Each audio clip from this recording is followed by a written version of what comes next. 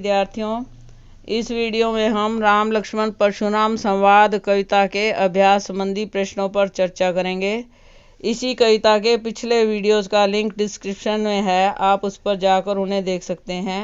तो आरंभ करते हैं प्रश्न उत्तर। प्रश्न 1, परशुराम के क्रोध करने पर लक्ष्मण ने धनुष के टूट जाने के कौन कौन से तर्क दिए।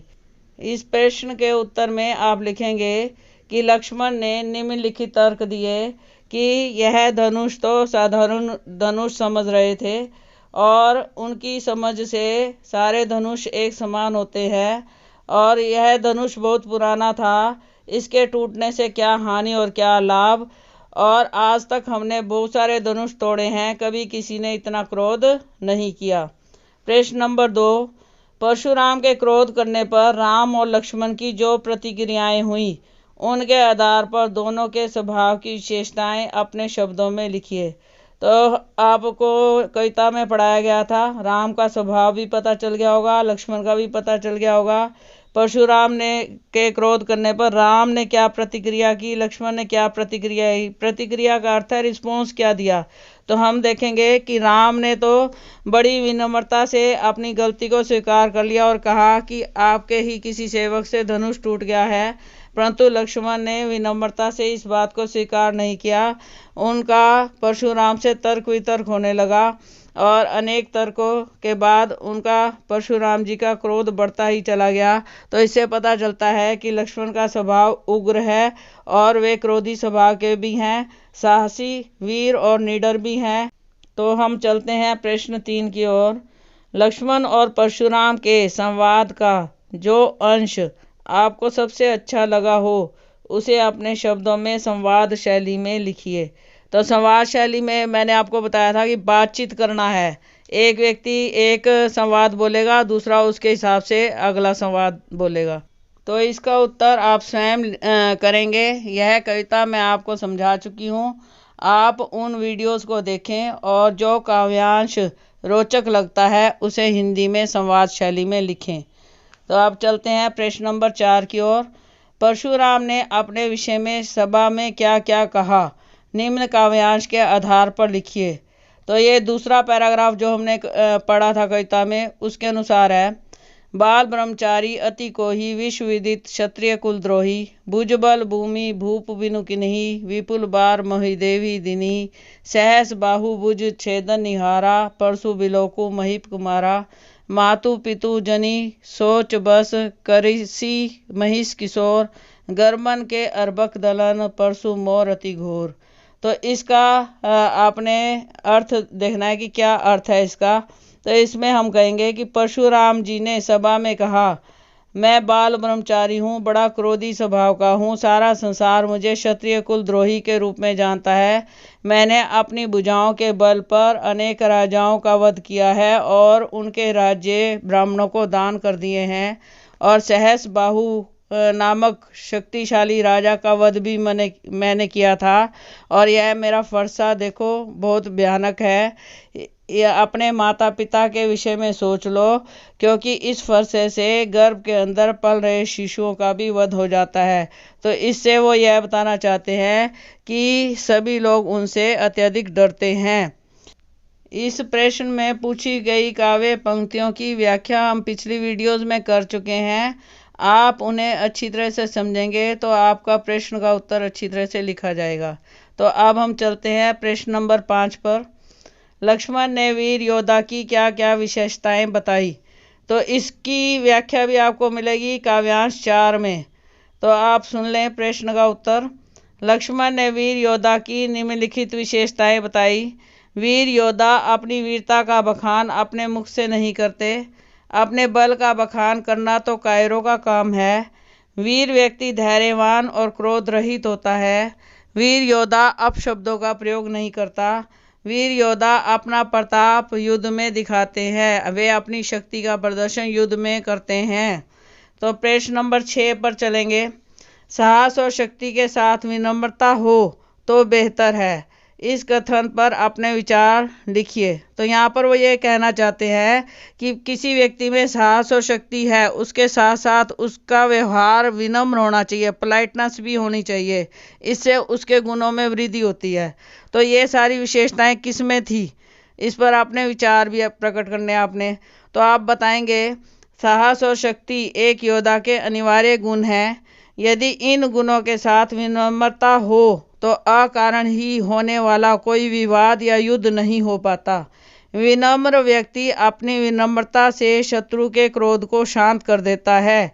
क्रोध क्षणिक होता है, एक बार शांत होने पर विवेक जागृत होता है, अर्थात उसे समझ आने लगती है और अनर्थ होने से बच जाता है।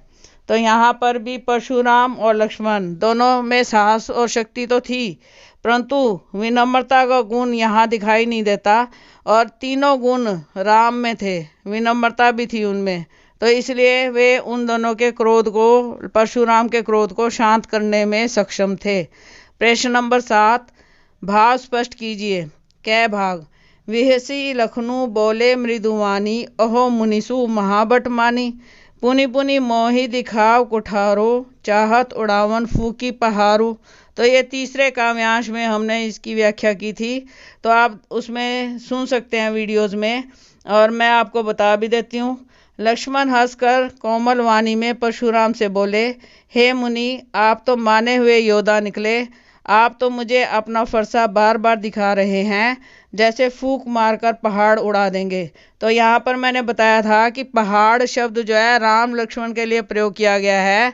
वे स्वयं को पहाड़ कहकर यह बताना चाहते हैं कि वे भी पहाड़ की तरह शक्तिशाली हैं। ख भाग।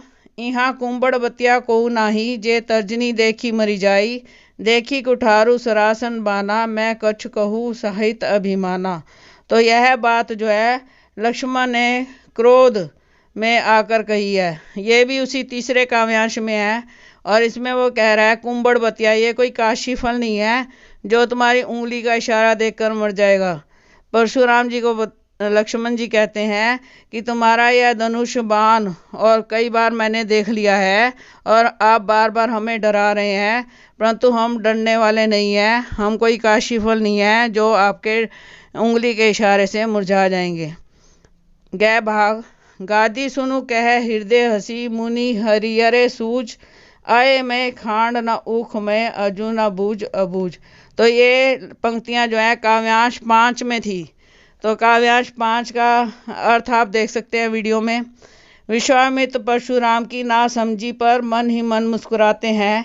वे सोचते हैं कि परशुराम राम और लक्ष्मण को साधारण क्षत्रिय बालक समझ रहे हैं।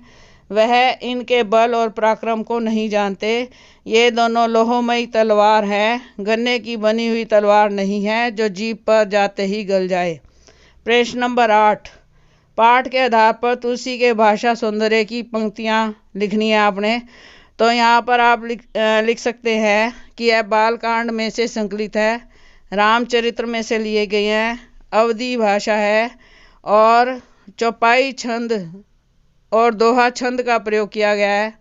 भाषा सरल है, सहज है, मधुर है, और इसमें वीर रस तथा रौद्र रस की अभिव्यक्ति है।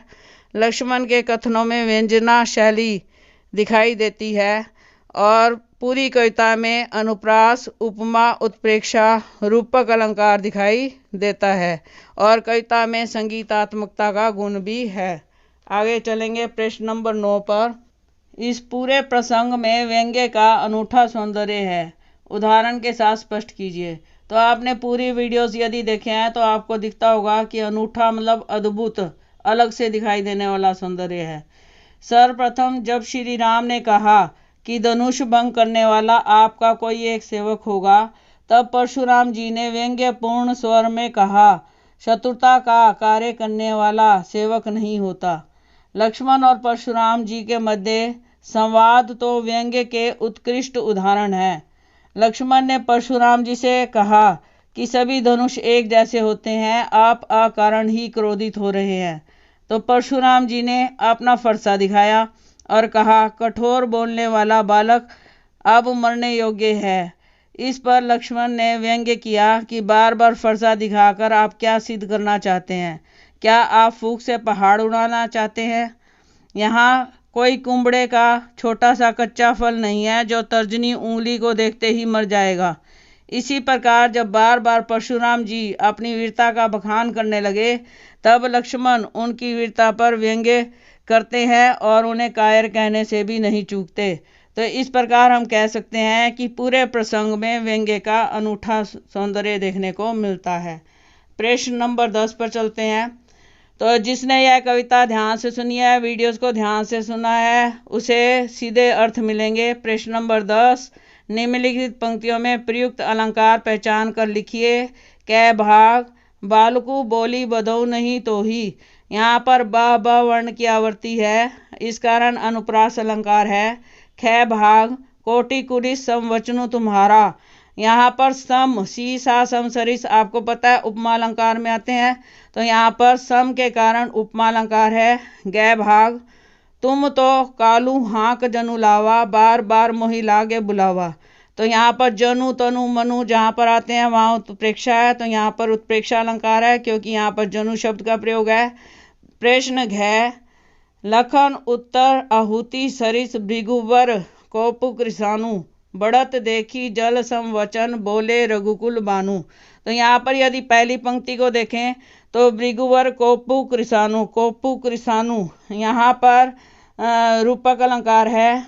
दूसरी पंक्ति में आ जाए, जल समवचन सम सीसा सम सरिस उपमा अलंकार है। रघुकुल बानु में रूपक अलंकार है। तो अब चलते हैं प्रश्न नंबर 11 पर। सामाजिक जीवन में क्रोध की जरूरत बराबर पड़ती है। यदि क्रोध ना हो तो मनुष्य दूसरों के द्वारा पहुंचाए जाने वाले बहुत से कष्टों की चिर निवृत्ति का उपाय ही ना कर सके। कहने का मतलब दूसरे हमें कष्ट मचाते रहे और हम उसे दूर ना कर सके। आचार्य रामचंद्र शुक्ल का यह कथन इस बात की पुष्टि करता है कि क्रोध हमेशा नकारात्मक भाव लिए हुए नहीं होता। नकारात्मक का अर्थ है नेगेटिव, बल्कि कभी कभी सकारात्मक भी हो जाता है। सकारात्मक का अर्थ है पॉजिटिव, अच्छा इफेक्ट। इसके पक्ष या विपक्ष में अपना मत दीजिए। तो यहाँ पर वो यह कहना चाहता है कि क्रोध हमेशा हानिकारक नहीं होता। कई बार क्रोध करके हम अपना काम दूसरों से करवा लेते हैं। कहीं कहीं पर यह लाभदायक होता है और कहीं कहीं पर हानिकारक होता है। तो हम पक्ष में क्या क्या तर्क देंगे। क्रोध अन्याय का प्रतिकार करता है। क्रोध करना जरूरी होता है। यदि हमारे पर अन्याय हो रहा है तो हमें उसका विरोध करना है, उसके लिए क्रोध चाहिए। क्रोध मनुष्य को आत्मसम्मान के भाव से भर देता है। क्रोध हम में उत्साह का संचार करता है। क्रोध कष्टों से निवृत्ति, कष्टों से छुटकारा दिलवाता है। क्रोध हमारे व्यक्तित्व की पहचान भी बन जाता है। आगे क्रोध के विपक्ष में क्या क्या तर्क दे सकते हैं। क्रोध हमारे मन व शरीर पर दुष्प्रभाव डालता है, बीमारियां हो सकती हैं। क्रोध हमें अहंकार से भर देता है। क्रोध में मनुष्य अविवेकी बन जाता है। उसे समझ में नहीं आता कि वो क्या कर रहा है, सही कर रहा है या गलत कर रहा है। अविवेकी का मतलब समझ, बुद्धि, अच्छे और बुरे का अंतर नहीं समझ पाता। क्रोध में किसी के प्रति न्याय नहीं हो पाता। कई बार क्रोध में गलत कार्य हो जाता है। प्रश्न नंबर 12, संकलित अंश में राम का व्यवहार विनयपूर्ण और संयत है। लक्ष्मण लगातार व्यंग्य बाणों का उपयोग करते हैं और परशुराम का व्यवहार क्रोध से भरा हुआ है। आप अपने आप को इस परिस्थिति में रखकर लिखें कि आपका व्यवहार कैसा होता। तो इस प्रश्न में यह कहा गया है कि यदि आप उस स्थिति में होते जिस स्थिति में राम लक्ष्मण परशुराम हैं, तो आपका व्यवहार कैसा होता। तो आप उत्तर में लिख सकते हैं कि मेरा व्यवहार ना तो राम की तरह अत्यधिक मृदु होता और ना ही लक्ष्मण की तरह अत्यधिक उग्र होता। राम की जगह मैं होता तो अनुज लक्ष्मण को प्रारंभ में ही इशारे से या अन्य तरीके से समझाता कि किसी भी स्थिति में ऋषि मुनियों का अनादर नहीं करना चाहिए। यदि मैं लक्ष्मण की जगह होता तो परशुराम के बड़बोलेपन की सच्चाई तो बताता, लेकिन व्यंग्य बाणों से उन्हें अपमानित ना करता। उन्हें परिस्थितियों से अवगत कराकर विनयपूर्वक धनुष तोड़ने का कारण बताता और उन्हें पहुंची चोट के लिए क्षमा याचना करता, क्योंकि वे बड़े ज्ञानी और मुनि हैं। तो प्रश्न 13 और 14, 15 आपके स्वयं करने के हैं, आप उन्हें स्वयं करें। तो अब हम पढ़ते हैं प्रश्न नंबर 16। अवधी भाषा आज किन किन क्षेत्रों में बोली जाती है?